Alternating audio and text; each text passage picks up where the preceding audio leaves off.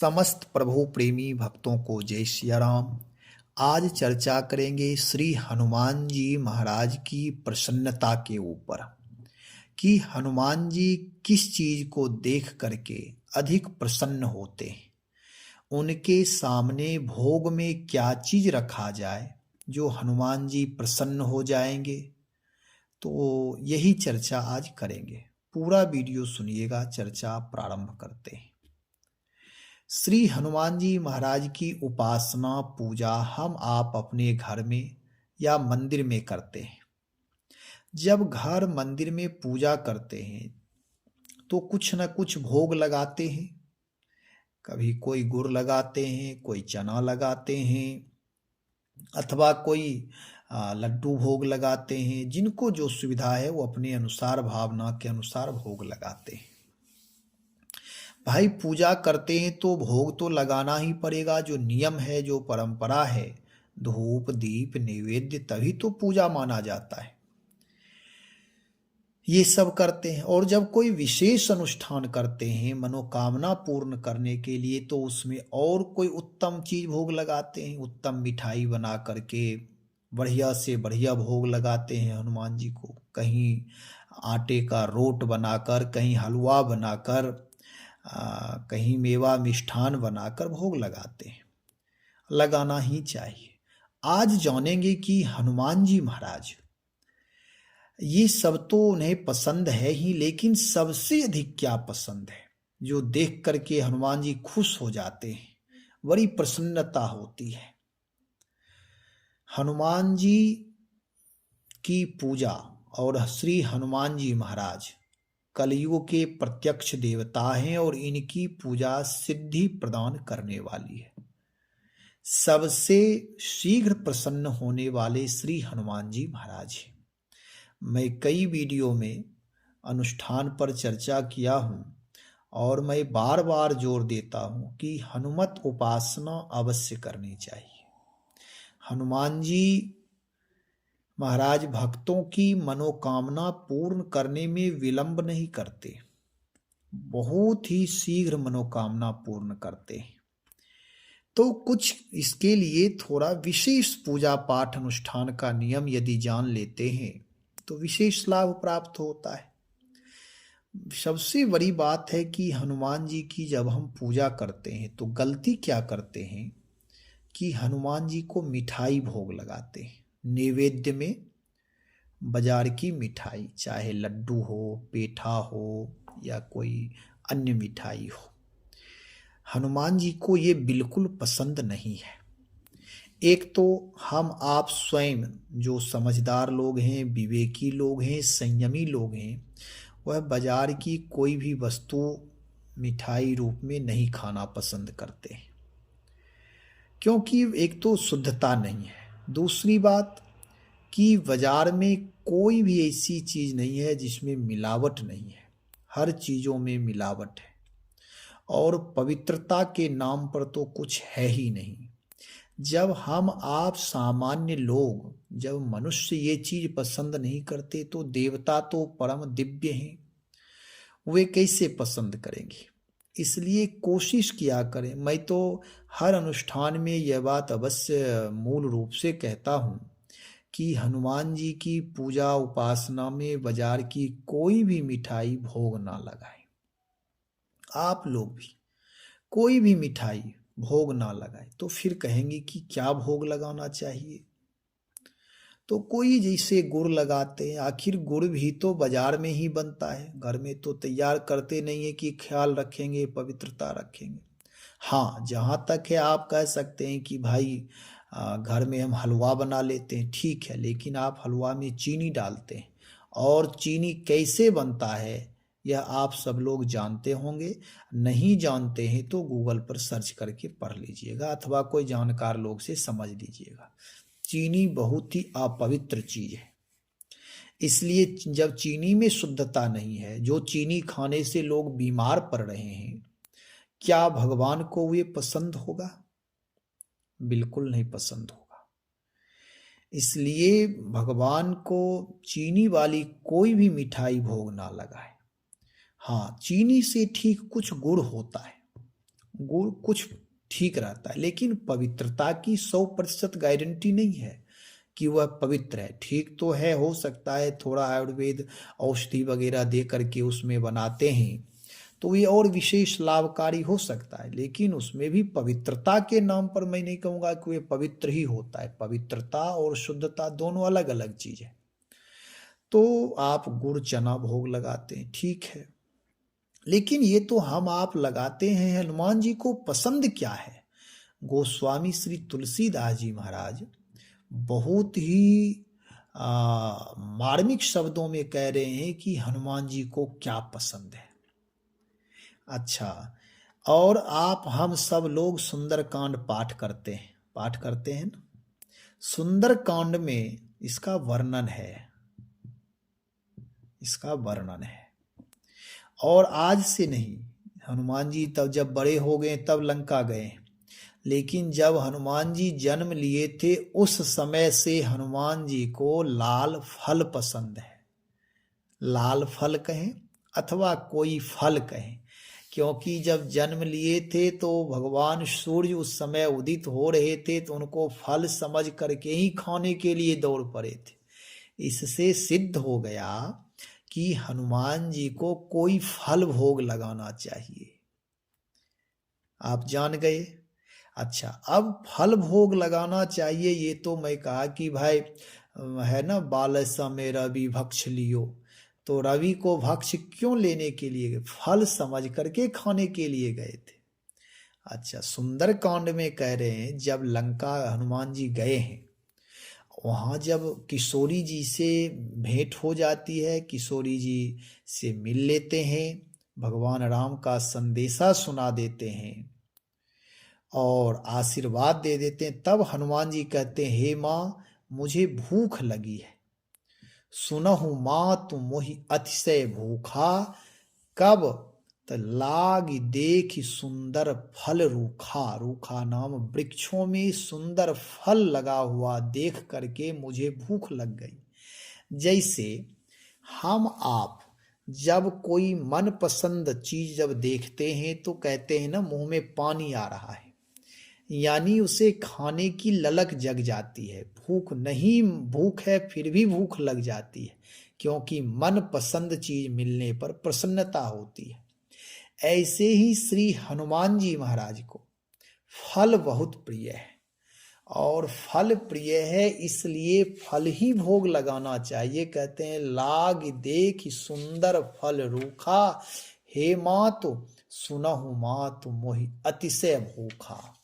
ये सुंदर फल देख करके मुझे अतिशय भूख लग गई है, अथवा मुझे अतिशय भूख लगी है, इसलिए ये सुंदर फल है, मुझे खाने की इच्छा हो रही है। तो जानकी जी क्या कहती हैं कि कोई बात नहीं, मुझे पता है कि आपको भूख लगी है, लेकिन हनुमान यहाँ बड़े बड़े रक्षक रहते हैं, बड़े योद्धा हैं। हनुमान जी कहते माँ आप चिंता नहीं करो, आप मुझे केवल आज्ञा तो दो, आप आज्ञा दे दो, उसके बाद तो फिर हम सब राक्षसों से निपट लेंगे। तब माता जी कहती हैं जानकी जी कि जाओ बेटा फल खा लो। देख बुद्धि बल निपुण कपि, कहे हो जानकी जाहु, रघुपति चरण हृदय धरी, तात मधुर फल खाओ। हनुमान जी क्या खाते हैं? तो मधुर फल। माता जानकी भी कह दी कि जाओ बेटा आप मधुर फल खाओ, आपको बहुत प्रिय है फल, तो आप पूरा फल खाइए, भरपेट खाइए। अब क्या करेंगे हम आप भी हनुमान जी को फल भोग लगाएंगे। अच्छा, और देखिए हनुमान जी जब रावण के सामने गए हैं, जब मेघनाद ले गया है, तब कहते हैं हनुमान जी, रावण पूछा क्यों भाई, क्यों तुम ये सब किया, पेड़ तोड़ दिया? तो कहते हैं देखो मुझे भूख लगी और मेरे मन पसंद का फल मिल गया, खायो फल प्रभु लागी भूखा। मुझे भूख लगी इसलिए मैं फल खाया। अब हनुमान जी को भूख लगी अथवा ना लगी, लेकिन जब व्यवहारिक जीवन में हम आप देखते हैं कि जब कोई मन पसंद चीज मिलता है, मनमोहक चीज मिलता है, तो स्वतः भूख लग जाती, जी ललचा जाता, मन नहीं मानता। ऐसे ही हनुमान जी महाराज भी जब फल देखते हैं तो उनकी भूख बढ़ जाती है। ऐसे हम आप भी जब हनुमत उपासना करें, हनुमान जी की पूजा करें, तो हनुमान जी को फल ही भोग लगाएं। और उसमें भी कौन फल? कोई खट्टा फल? कहते नहीं नहीं, मधुर फल। हनुमान जी को मधुर फल प्रिय है। पेड़ में तो आ, जैसे तैसे फल कच्चे भी हैं, पके भी हैं, छोटे हैं, बड़े हैं। तो हनुमान जी तो फल देखे इनको भूख लग गई। माता जानकी कहती हैं, बेटा मुझे पता है कि आपको मधुर फल, मीठा मीठा फल खाना। तो हम आप भी हनुमान जी की उपासना में, पूजा पाठ में कोशिश करें नैवेद्य रूप में फल ही भोग लगाएं। जब फल भोग लगाएंगे, जैसे प्रत्येक देवताओं के लिए दिन निश्चित किया गया है, पुष्प निश्चित किया गया है, वनस्पति निश्चित किए गए हैं, ऐसे ही नैवेद्य भी निश्चित किए गए हैं। जैसा हम आप सब मानते हैं गणेश जी को मोदक प्रिय है, लड्डू प्रिय है, हनुमान जी को भी हम आप लड्डू भोग लगाते हैं। लेकिन लड्डू में पवित्रता नहीं होने की वजह से और हनुमान जी को फल प्रिय है, इसलिए कहा जा रहा है कि आप लोग भी फल ही भोग लगाएं। चाहे सेब, केला, अमरूद जो भी मिले, बढ़िया से बढ़िया फल इनको भोग लगाएं। और इतना तो ख्याल अवश्य रखें कि अपने घर में भाई कोई भी पूजा करते हैं तो उसमें मिठाई भोग ना लगाए, या कहीं आप किसी मंदिर में दर्शन करने जा रहे हैं ना, तो भी वहाँ मिठाई ना ले जाए, उस जगह पर फल ले जाए। भले ही 1 पीस 2 पीस थोड़ा हो, जितने में आप मिठाई खरीदेंगे उतने में तो फल भी उपलब्ध हो जाता है। तो फल अच्छा स्वास्थ्य के लिए भी हितकारी है, पवित्रता की दृष्टिकोण से भी ठीक है कि आप उसे धुल करके भगवान को भोग लगाएं। स्वास्थ्य के लिए हितकारी, पवित्रता के लिए, पवित्रता में भी शुद्ध है, और देव भोजन है।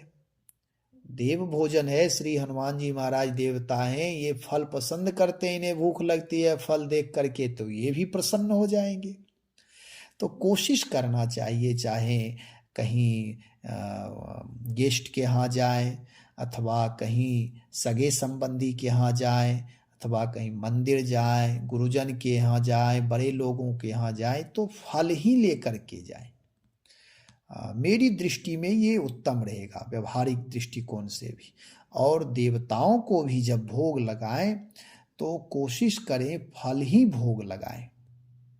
फल प्राकृतिक है, नेचुरल है, और इसमें शुद्धता है, पवित्रता है, इसलिए पवित्रता से धुल करके भगवान को भोग लगाना चाहिए। और हनुमान जी की उपासना में तो विशेष रूप से ये बता ही दिया गया कि हनुमान जी को सबसे अधिक प्रिय क्या है, तो सबसे अधिक प्रिय हनुमान जी को फल है। नहीं तो भूख यदि बहुत तेज लगी थी तो विभीषण जी के यहाँ भी कुछ मांग कर खा लेते, लेकिन नहीं, पहले राम काज, और राम काज में भूख भी सहना पड़े तो सह ले। दूसरी बात, भगवान की ऐसी व्यवस्था होती है, जो इच्छा करिहे मन माही, हरि प्रसाद कछु दुर्लभ नाही। हनुमान जी की इच्छा फल खाने की होती है, भगवान की कृपा से इनकी दृष्टि फलदार वृक्ष पर पड़ गई है। नहीं तो किशोरी जी तो अशोक वाटिका में रहती थी, जहाँ केवल अशोक अशोक का ही पेड़ होगा। लेकिन हनुमान जी की दृष्टि प्रभु कृपा से अगल बगल कहीं फलदार वृक्ष पर पड़ गई, क्योंकि इनकी इच्छा, इनकी भूख, इनकी मनोवांछित फल इन्हें मिल गया। तो जब हम आप हनुमान जी को फल भोग लगाएंगे तो हम आप सबके भी मनोरथ पूर्ण हो जाएगी, सबकी मनोरथ पूर्ण हो, और फल रूप में हनुमान जी उत्तम से उत्तम फल देंगे। तो कोशिश करना चाहिए कि हनुमान जी की उपासना जब करें, चाहे हनुमान चालीसा का पाठ करें, भले ही 1 केला भोग लगाएं, भले ही 1 सेब भोग लगाएं, भोग लगाकर पालें, तो अपने लिए भी बढ़िया है, अपने हितकारी भी है। तो कहने का तात्पर्य हनुमान जी की प्रसन्नता के लिए नैवेद्य में फल ही भोग लगाना चाहिए। अच्छा, फल भोग लगाकर एक चीज और देखें, फल भोग लगाकर पानी नहीं पिलाना है, क्योंकि हम आप भी फल खा करके पानी नहीं पीते हैं। ऐसे ही श्री हनुमान जी महाराज को भी जब फल भोग लगाएं तो उसके बाद केवल आचमन करा दें, पानी नहीं पिलाना है गिलास में रख करके, क्योंकि भक्तों की भावना से भगवान चलते हैं। तो हम आप ही जब फल खा करके पानी नहीं पीते हैं तो नैवेद्य में हनुमान जी को भी फल भोग लगाकर पवाकर उन्हें जल ना पिलाएं, केवल आचमन करा दें शुद्धि के लिए। ठीक, ये हनुमान जी की मैं उपासना चर्चा किया। हनुमान जी को राम नाम सुनाइए, राम रामायण सुनाइए, हनुमान चालीसा का खूब पाठ करिए। श्री हनुमान जी कलयुग के प्रत्यक्ष देवता हैं। और मेरी बात मान लीजिए कि आप लोग जो भी कामना हो, किसी प्रकार कठिन से कठिन, कहते हैं ना, कवन सुकाज कठिन जग माही, जो नहीं हो ये तात तुम पाही। कौन ऐसा कठिन कार्य है जो आपसे नहीं हो सकता है? हनुमान जी से सारे कार्य संभव हो जाते हैं। भक्तों की मनोकामना पूर्ण करने में श्री हनुमान जी बहुत तत्पर रहते हैं। इसलिए इधर उधर की बातें छोड़कर श्री हनुमान जी की उपासना शुरू करिए। आपके जीवन में नई ऊर्जा आ जाएगी, नए पराक्रम आ जाएंगे। आप हम सब लोग भी विक्रम बजरंगी की तरह हम आप भी सब विक्रम बन जाएंगे और जीवन में उत्तम स्वास्थ्य, उत्तम विद्या, उत्तम बल आदि आदि दिव्य चीजों के का प्रादुर्भाव होगा। इसलिए हनुमत उपासना अवश्य करिए। श्री हनुमान चालीसा का पाठ स्वयं करिए, अपने बच्चों से भी कराइए, क्योंकि हनुमान चालीसा के बराबर और कोई मंत्र नहीं है। हनुमान चालीसा सिद्ध ग्रंथ है। जो इनका पठन पाठन करेंगे, हनुमान जी महाराज की कृपा उन पर होती रहेगी। चर्चा करेंगे, एक एक अनुष्ठान कई बार चर्चा हो चुकी है हनुमत उपासना पर, लेकिन पुनः नए वीडियो में मिलेंगे कोई न कोई एक विशेष अनुष्ठान लेकर। आप लोग भगवत भजन करें, भगवान नाम का जप करें, अपने समय का सदुपयोग करें, अपने माता पिता का चरण स्पर्श करें, माता पिता का सम्मान करें, आदर करें और सबके प्रति आदर भाव रखें, मैत्री भाव रखें। किसी की निंदा ना करें, ना किसी की निंदा सुने। सबके प्रति मैत्री भाव, करुणा भाव, प्रेम भाव, अपनापन यदि आप रखेंगे, हम रखेंगे, तो हमारे आपके जीवन में भी जो बीज बोते हैं भावना के द्वारा वही फल प्राप्त होता है। तो हम आप जब दूसरे के लिए हित की भावना रखेंगे, करुणा, प्रेम, आदर, धन्यवाद की भावना रखेंगे, तो हमारे आपके प्रति भी सब कोई आदर भाव रखेगा, करुणा प्रेम देगा। इसलिए वैसा ही बीज बोए जिसका फल उत्तम हो, और उत्तम फल प्राप्त करने के लिए उत्तम बीज बोना आवश्यक है। अपने जीवन को राम रामायण से जोड़कर रखिए, भगवत भक्ति से जोड़कर रखिए। छोटे से बड़े, बड़े से छोटे, चाहे कोई भी हो, सबका सम्मान करिए। प्राणी मात्र के प्रति आदर भाव रखिए। भगवान नाम का सतत जप करते रहिए। हनुमान जी महाराज की जय। श्री राम जय राम, जय जय राम। श्री राम जय राम, जय जय राम।